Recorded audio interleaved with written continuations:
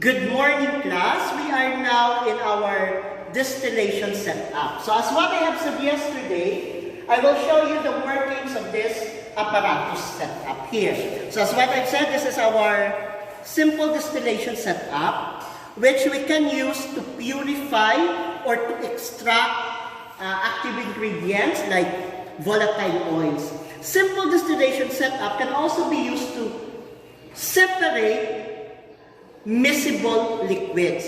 For example, if you would mix salt, table salt with water, we see that salt dissolves in water, and if you want to eventually separate from the salt from water, all you need to do is evaporate. As evaporation proceeds, water returns to vapor. What will remain in the container would be the crystallized remain of salt or sodium chloride.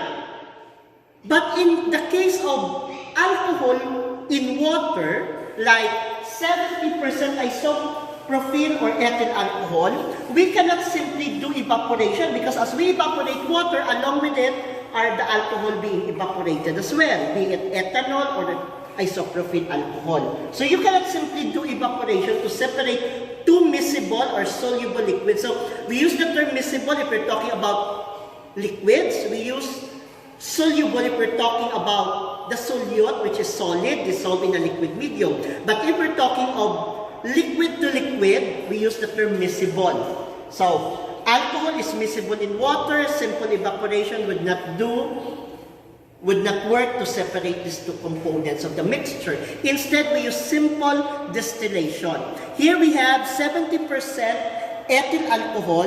As we boil it, we allow alcohol to evaporate. At this point, the boiling of this mixture here reads around 70 degrees Celsius. So that is enough temperature enough for alcohol to evaporate but not for water. In so doing, alcohol evaporates while water remains in our distilling flask.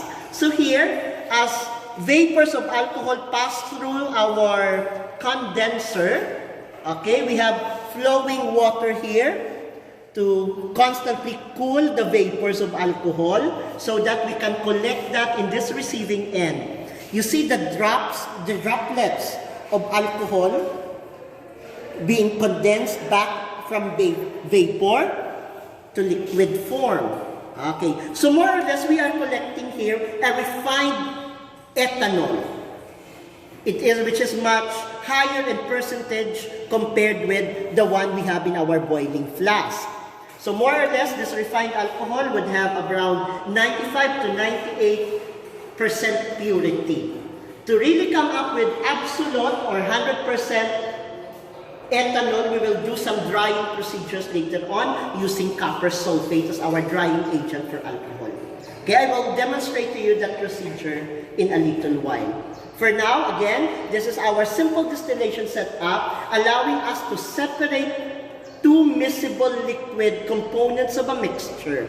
So with this boiling procedure, distillation procedure, we allow alcohol to evaporate first, recover it, and let water remain in the flask after all of the alcohol components have been recovered. That's all for now. Good morning, class.